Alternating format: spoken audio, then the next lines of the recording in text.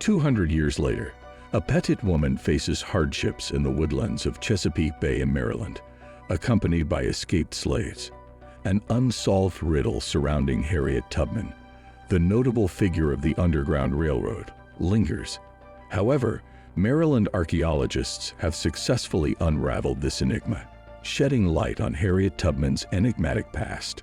Greetings to all. In this video, we present you with groundbreaking information from Maryland, where a dedicated team of experts has triumphantly unveiled a long-standing mystery revolving around the legendary Harriet Tubman. Before we proceed, we encourage you to subscribe to our channel and activate the notification bell for regular updates. Let's commence. Julie Shablitsky, since 2020, has been exploring the captivating U.S. Fish and Wildlife Service Reserve and made a remarkable discovery amidst the marshland. What did her colleagues unearth at the Blackwater National Wildlife Refuge? And what does it reveal about one of America's most renowned abolitionists? While Tubman's historical role has been taught in educational institutions, a certain aspect of her story has remained intriguingly concealed. By venturing into the marshy forests of Tubman's homeland county, Shablitsky has managed to unearth further details about the American heroine's past. Her discoveries provide a captivating glimpse into the life of the woman who liberated numerous slaves. Finally, the truth about Harriet's early years as a former slave has been unveiled. Harriet was born into slavery to Ben Ross, an illiterate railroad conductor, and Rita Tubman. At the age of 6, she was sent to labor in the home of a stranger. As she grew older, Tubman, who stood barely 5 feet tall, acquired skills such as breaking flax to weave linen, setting traps, and driving oxen to move logs, all under her father's guidance. After her father gained his freedom and acquired valuable land, she unexpectedly developed strength. She resided in his cabin and worked on the property. Tubman aided dozens of slaves in their escape to the north. Her father taught her to navigate creeks, rivers, and marshes, which were crucial for her perilous endeavors. Historians have never been aware that at the age of 22, Tubman married and left her father's home, yet she remained enslaved. In 1849, she discovered a plot to sell her to another family. Harriet fled from Maryland during a period when slavery was still legal. With the assistance of her father, she traversed the woods of Maryland. Moss grew to the north. Tubman utilized her survival skills to secretly journey northward, but upon reaching Philadelphia and attaining freedom, she did not settle down. Instead, she returned to aid Southern slaves for a decade. Historians estimate that she liberated around 70 individuals, including her family members and friends. Tubman was a vital figure in the Underground Railroad, a network of safe houses and escape routes that aided thousands of slaves in reaching free states during the mid-19th century. Historians believe that approximately 100,000 enslaved individuals were rescued through this network, finding refuge in Canada and other places. Many compassionate individuals played a role in this delicate operation, yet their contributions often went unrecognized. Harriet Tubman's beneficiaries referred to her as Moses.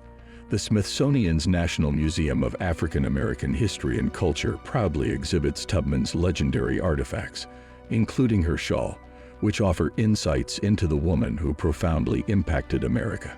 Harriet Tubman National Historic Park encompasses both her final residence in Auburn, New York, and one in Maryland. In 2020, the U.S. Fish and Wildlife Service acquired the land to preserve the habitats of the Lone Star. Upon the arrival of the new manager, Marcia Pradines, her interest was piqued by the site's intriguing history, prompting her to contact Maryland archaeologist Julie Shablitsky. A plan began to form, but the question arose: where should they begin the search for Ben Ross's cabin, Harriet's father? Initially, Shablitsky and her team consulted historical records.